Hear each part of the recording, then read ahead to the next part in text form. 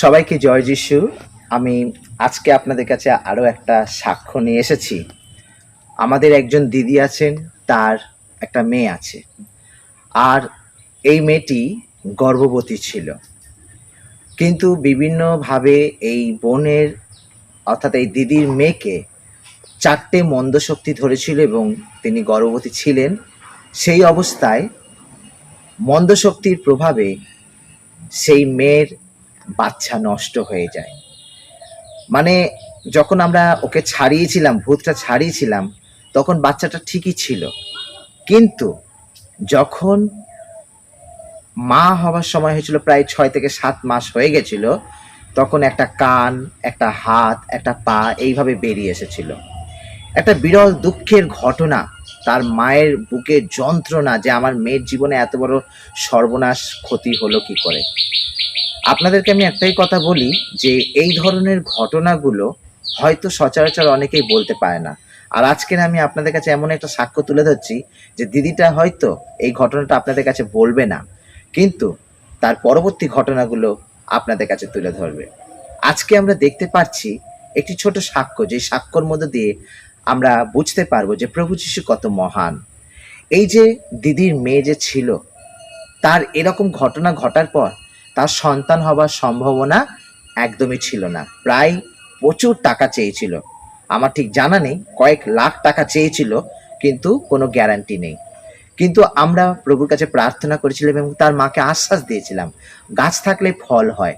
তো ঈশ্বরের উপর রাগ করে, দুঃখ করে কোনো কষ্ট নেই, তাই দুঃখ কষ্ট করবে না, প্রভুর কাছে। আপনাদেরকে একটাই কথা বলতে চাই যে গাছ থাকলে ফল হয়, কিন্তু প্রভুর ওপর আস্থা রাখতে হয়।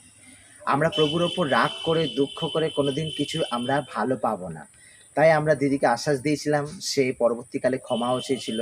আর বিশ্বাস করুন, আজকে তার মা সাক্ষ্য দিচ্ছে যে অসম্ভবভাবে প্রভু যিশু তার মেয়ের জীবনে এটি সন্তান দিয়েছে, যেটা সম্ভবই ছিল না। তাই প্রভু তার জীবনে কাজ করেছে। আপনারা দেখতে থাকুন আজকের এই ভিডিও। আপনাদের মধ্যে বিশ্বাস রাখুন, বিশ্বাস আপনার জীবনে ফল ঘটাবে।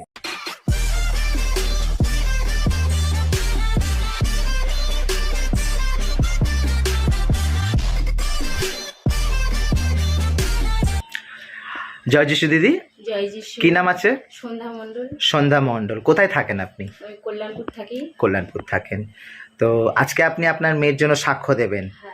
তো আমরা আপনার কাছে সাক্ষ্য শুনবো, এবং আপনি এই সাক্ষ্যটা কাদের জন্য দেবেন? আমি এই সমস্ত মাদের জন্য দিতে চাই, যেসব সমস্ত মায়েদের বাচ্চা কাচ্চা হয়নি বা তারা ঈশ্বরের উপর বিশ্বাস রাখতে পারেনি, আমি চাই সেসব মায়েদের জন্য আমার এই সাক্ষ্য দেওয়া। আচ্ছা, সাক্ষ্যটা দিন। প্রথম থেকে একদম সাক্ষ্য দেবেন, আপনাদের জীবনে কি হয়েছিল, তারপরে আপনারা কিভাবে সন্তানকে পেয়েছেন আপনার মেয়ের জীবনে, সেটা আপনি বলতে পারেন। আপনার মেয়ের নাম কি আছে? আমার মেয়ের নাম অম্বিকা মণ্ডল। আর কি হয়েছিল সেই সময়? আমার অম্বিকা, আমার ছোট মেয়ে। আচ্ছা। হ্যাঁ, ওনার প্রথম বাচ্চা এসেছিল, আসার পরে 6.5 মাসের বাচ্চা, মানে এত ব্লিডিং হয়েছিল। আর প্রথম করোনার সময় ব্লিডিং হওয়ার কারণে আমি অনেক ডাক্তারের কাছে গিয়েছিলাম, কোনো ডাক্তার আমার বাচ্চার ট্রিটমেন্ট করতে পারেনি। সেই কারণে আমার এই 6.5 মাসের বাচ্চা আমাকে মানে অ্যাবর্শন করাতে হয়েছে। কেন, ডাক্তারে বলেছিল যদি ওই বাচ্চা রাখা যেত তাহলে আমার মেয়েকে বাঁচানো যেত না। আচ্ছা আচ্ছা, ডাক্তারে বলে দিয়েছিল? ডাক্তারে বলে দিয়েছিল। আচ্ছা, সেই কারণে আমি তো মা, আমি চাই আমার বাচ্চা সুস্থ থাকুক। হ্যাঁ, আমি তার বাচ্চার চিন্তা না করে আমি আমার বাচ্চার চিন্তা করেছি। আমার বাচ্চাকে সুস্থ রাখার জন্য আমি সেই বাচ্চাকে অ্যাবর্শন করে দিয়েছি। কেন, ওর এই যে পরিমাণে ওর ব্লিডিং হচ্ছিল, ওকে যদি আমি অ্যাবর্শন না করাতাম তাহলে আমার বাচ্চাকে আমি বাঁচাতে পারতাম না। আচ্ছা আচ্ছা, তারপরে আমার মেয়ের 3 বছর হয়ে গেছে, কোনো বাচ্চা আসেনি। আমি অনেক ডাক্তার দেখিয়েছি, অনেক বড় বড় ডাক্তার দেখানোর পরে আমার মেয়ের বাচ্চা আসেনি। তারপরে ওকে একটা ডাক্তারের কাছে দেখানোর পরে ওর 7 রকমের টেস্ট করানো হয়েছিল। টেস্টে ডাক্তার বলেছিল যে আমার মেয়ের একটা ওভারি নেই, আর আমার মেয়ের বাচ্চা আর হবে না। ওভারি নেই একটা? হ্যাঁ, আর বাচ্চাও হবে না? আর আচ্ছা বাচ্চা হবে না। আচ্ছা আচ্ছা। হ্যাঁ, সেই ডাক্তারবাবু যখন বলেছিল তখন আমি বললাম যদি আমার মেয়ের বাচ্চা হয় স্যার আমি কি করতে পারি।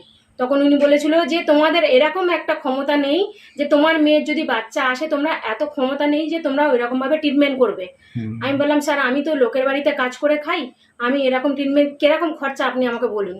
বললো 12 থেকে 15 লাখ টাকা খরচা ধরে রাখতে হবে, তারপরেও বাচ্চা আপনি সুস্থ পাবেন কিনা তার কোনো গ্যারান্টি নেই। হ্যাঁ, তারপরেও বলেছিল যখন থেকে ওর যদি প্রেগনেন্সি ওর আসে, যেদিন থেকে আসবে সেদিন থেকে ওকে হসপিটালে ভর্তি রাখতে হবে। তো আমার ক্ষমতা কিছু ছিল না, আমি চিন্তা করেছিলাম যে ঈশ্বরের কাছে ছেড়ে দেবো, ঈশ্বর যা করবে তাই।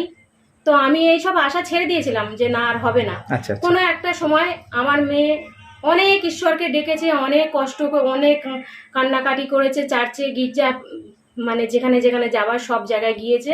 কোনো একটা সময় শুনেছিলাম যে আমার মেয়ের পেটে বাচ্চা এসছে।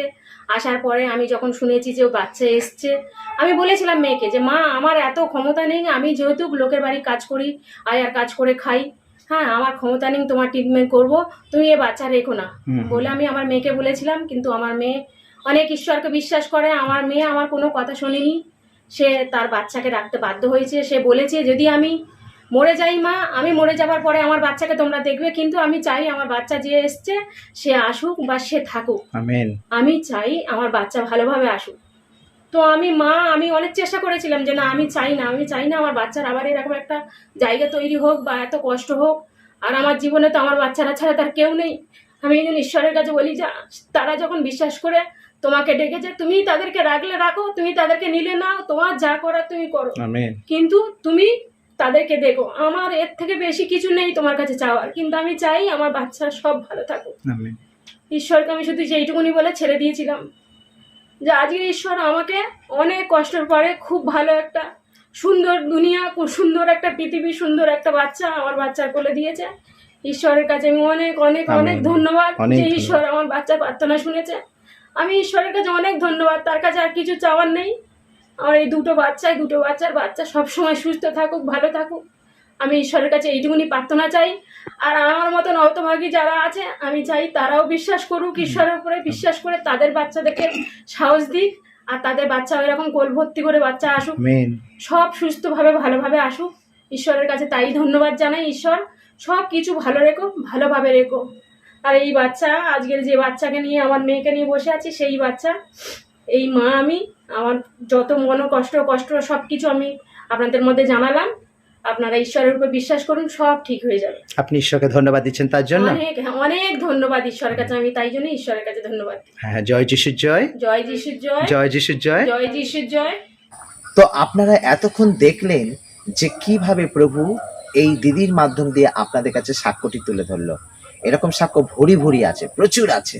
তো যারা এখনো পর্যন্ত মা হতে পারেননি, বিবাহ করেছেন, সন্তানের দরকার, হ্যাঁ, তো আপনারা প্রভুর উপর আস্থা রাখুন, কারণ প্রভু ছাড়া আমাদের জীবনে কেউ কোনো ফল দিতে পারে না। ডাক্তার তো তাদের মেডিকেল ব্যবহার করবে, বিভিন্ন ওষুধপালা ব্যবহার করবে, বিভিন্ন মেশিন পার্ট ব্যবহার করবে, কিন্তু ঈশ্বরের যদি ইচ্ছা না হয়, গাছের যেমন একটা পাতা নড়ে না, তেমনি আমাদের জীবনে সন্তানও আসবে না। আমাদের জীবনে সন্তান পেতে গেলে, সুখের জীবন যাপন করতে গেলে, শান্তি পেতে গেলে ত্রাণকর্তা মুক্তিদাতা প্রভু যিশুকে আমাদেরকে ধরে রাখতে হবে। এরকম সাক্ষ্য পাওয়ার জন্য আমাদের এই চ্যানেলটি সাবস্ক্রাইব করুন, সকলের কাছে শেয়ার করুন। ভালো থাকবেন, সুস্থ থাকবেন, আবার আপনাদের সঙ্গে দেখা হবে। সকলকে প্রভু যিশু খ্রিস্টের নামে জয় যিশু।